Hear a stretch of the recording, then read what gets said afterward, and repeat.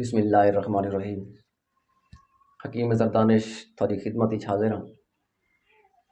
آج میں تھا کو نقصہ دساون لگا جنہیں تے کوئی پیسے نہیں لگنے، بالکل فری ہے۔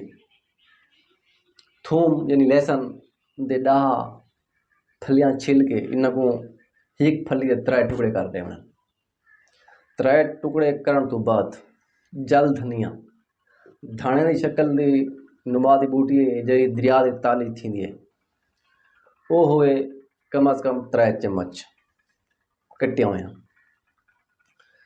انہاں کو کہیں برتن پا کے زیتون دا تیل 1 شارک بھی 150 جہاں 150 بھی یہ سارے جل گئے، تھوم بھی جل گئے اور جل دھنیا بھی جل گئے۔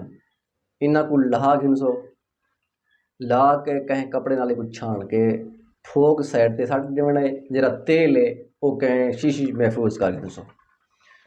شام کو سمدے ویلے 15 منٹ مالش کرے سو۔ اگر تھوڑا انتشار 70% کو کم ہے تو ایندے نال 100% تھی ویسی۔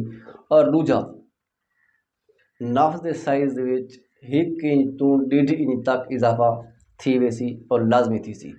انشاءاللہ والا ملتے ہیں کہیں بھئی ویڈیو دے نال، وہ تک اللہ